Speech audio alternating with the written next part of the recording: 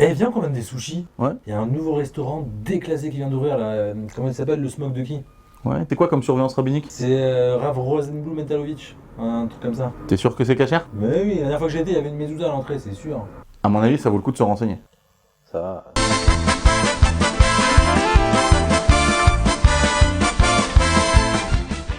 Lorsqu'un consommateur se demande si la cache-route d'un établissement est sérieuse, il est confronté à un dilemme. Il peut soit se renseigner directement auprès du rabbin responsable de cette cache-route, soit se renseigner auprès d'une personne qui connaît le domaine de la cache-route, mais qui est indépendante de l'établissement en question. Se renseigner auprès du surveillant rituel est indispensable, car il est le mieux placé pour savoir ce qui se passe dans son restaurant, dans sa réception ou encore dans son séjour de vacances. Il faut noter que le surveillant rituel est payé par le restaurateur et non par l'organisme de cache-route. Il faut donc qu'il arrive à asseoir son autorité face à son employeur et à se faire respecter par les employés, ce qui n'est pas toujours chose évidente. D'un autre côté, en se renseignant auprès d'une personne extérieure, même si elle connaît bien le monde de la cache-route, peut-elle donner un avis alors qu'elle n'a pas vu de ses propres yeux ce qui se passe dans l'établissement en question? Pour se renseigner sur le sérieux d'une surveillance rabbinique, il n'y a pas de recette miracle. Mais on peut analyser quelques indices révélateurs. 1. On doit se renseigner auprès du surveillant rituel de l'établissement sur les critères adoptés par son organisme de cache-route.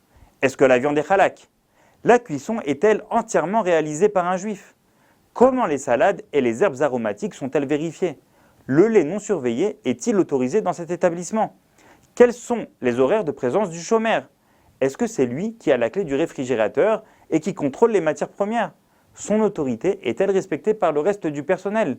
Comment s'assure-t-il que la cache-route est respectée pendant ces temps d'absence? S'il répond facilement à nos questions et que ces réponses correspondent à nos attentes, c'est déjà encourageant. Mais c'est encore insuffisant. Évidemment, pour pouvoir l'interroger sereinement, il faut éviter les heures d'affluence dans le restaurant où il risque d'être trop occupé. 2.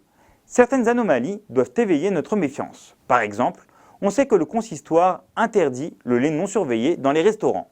Donc, si un établissement propose des desserts avec des glaces Häagen-Dazs ou du Nutella qui contiennent du lait non surveillé, c'est que le surveillant rituel a été négligent dans son travail.